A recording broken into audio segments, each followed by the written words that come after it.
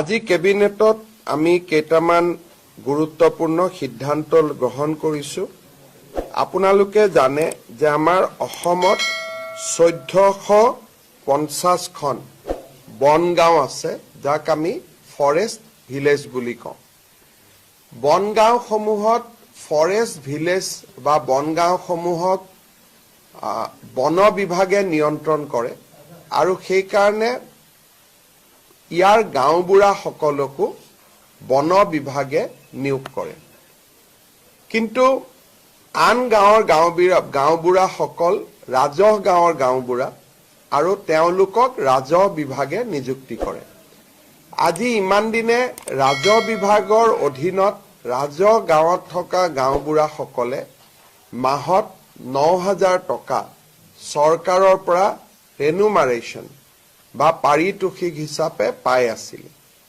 কিন্তু বনগাঁৱত বসতি কৰি থকা গাঁওবুঢ়াসকলে চৰকাৰৰ পৰা কোনো টকা বা কোনো মাননি পোৱা নাছিলে, মাত্ৰ তেওঁলোকক নিযুক্তি দি থকা হৈছিল।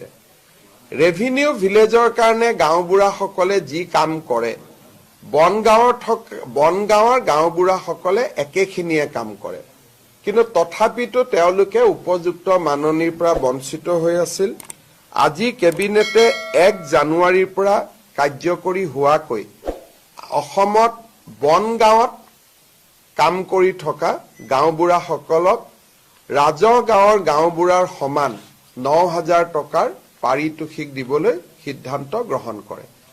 প্ৰতি মাহত 9,000 টকাৰ পাৰিতোষিক দিয়াৰ পৰিপ্ৰেক্ষিতত চৰকাৰে প্ৰতি বছৰত 15,58 লাখ টকা খৰচ কৰিব লাগিব আৰু এই মাননি 1 জানুৱাৰী 2025ৰ পৰা কাৰ্যকৰী হোৱাকৈ তেখেতসকলে লাভ কৰিব।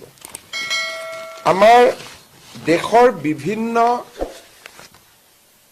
স্থানলৈ অসমৰ পৰা ল'ৰা ছোৱালীয়ে যায়, কোনোবাই হোটেল মেনেজমেণ্টত কাম কৰিব যায়, কোনোবা গাড়ী চলাব যায়, কোনোবাই আন ধৰণৰ বিভিন্ন ইলেক্ট্ৰিচিয়ান ফিটাৰ আদি কামত অসমৰ বাহিৰলৈকে যায়।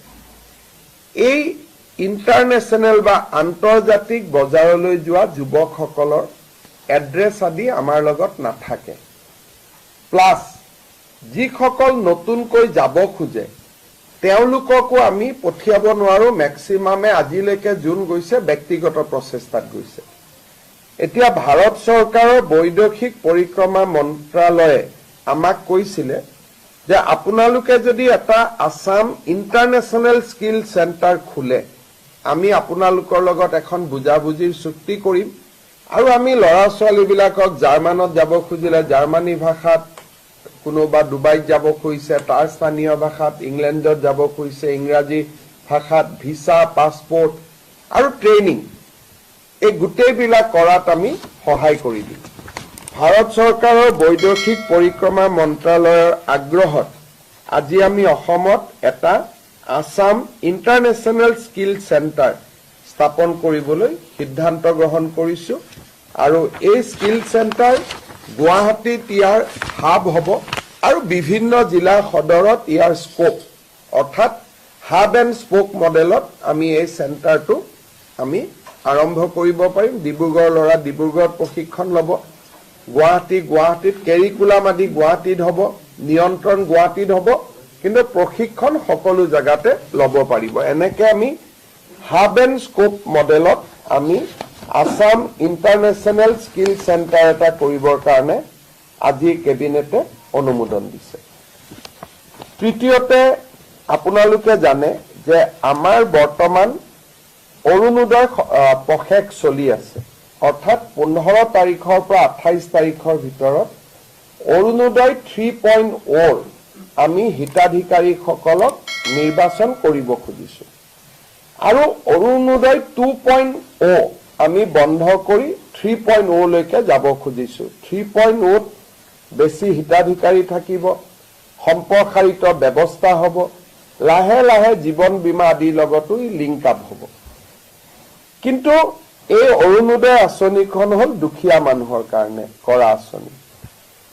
আমাৰ চৰকাৰৰ দৃষ্টিগোচৰ হ'ল যে 682 জন চৰকাৰী কৰ্মচাৰী অৰুণোদয় আঁচনিৰ ধন আজিলৈকে লৈ আছে। যেতিয়া তেওঁলোকৰ একাউণ্টবিলাক আমি বেংকৰ লগত মেটচ কৰিছিলোঁ, তেতিয়া আজি ধৰাত পৰিলে বা আমি গম পালো যে 682 জন চৰকাৰী কৰ্মচাৰী, যি ৰেগুলাৰ কন্ট্ৰেকচুৱেল নহয়, যি নিয়মীয়া চৰকাৰী কৰ্মচাৰীয়ে অৰুণোদয় আঁচনিৰ ধন ইমান দিনে লৈ আছিল। আজি আমি গোটেই কেইজন এই কৰ্মচাৰীৰ বিৰুদ্ধে ডিপাৰ্টমেণ্টেল প্ৰচিডিং ড্ৰ কৰাৰ বাবে সিদ্ধান্ত লৈছো আৰু আমি এই কৰ্মচাৰীসকলৰ বিৰুদ্ধে কঠোৰ অনুশাসনমূলক ব্যৱস্থা গ্ৰহণ কৰিম। 682 জন আমাৰ ওচৰত থ্ৰ পৰ্টেল আমাৰ ধৰাত পৰিছে, কিন্তু হয়তো এই নম্বৰটো আৰু বহুত বেছি হ'ব পাৰে। অৰুণোদয় আঁচনি চৰকাৰী কৰ্মচাৰী থকা পৰিয়ালে পাব নোৱাৰে।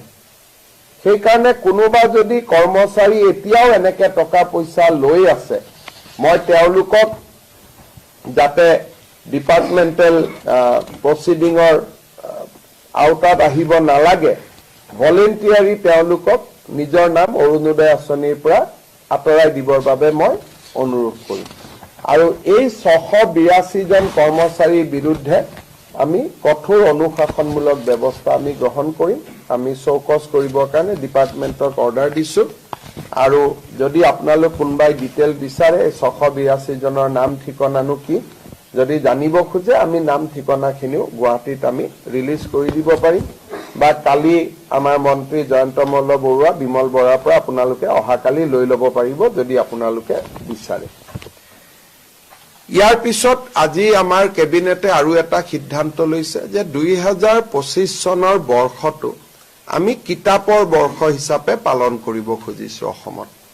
এইবাৰ প্ৰথমবাৰৰ বাবে গুৱাহাটী গ্ৰন্থমেলা আমি খানাপাৰা ফিল্ডত কৰিবলৈ অনুমতি দিছো। যদিও 26 জানুৱাৰীৰ অতি নিচেই ওচৰত হ'ব, নিৰাপত্তাজনিত শংকা থাকে, তথাপিতো কিতাপৰ স্বাৰ্থত আমি এইবাৰ খানাপাৰাত বুক ফেয়াৰ কৰিম বুলি আমি সিদ্ধান্ত লৈছিলোঁ।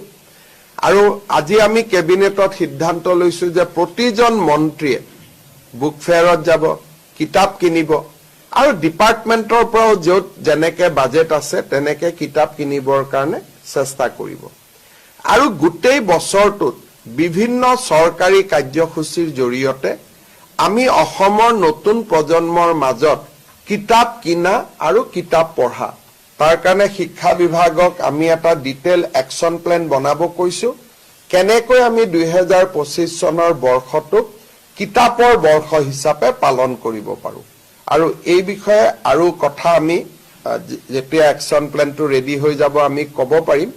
কিন্তু মোটামুটি যেনেকে বিভিন্ন বৰ্ষ বিভিন্ন থিমত চৰকাৰসমূহে পালন কৰে, এই বছৰ আমি কিতাপৰ বৰ্ষ হিচাপে 2025 চনটো আমি পালন কৰিবলৈ সিদ্ধান্ত লৈছো।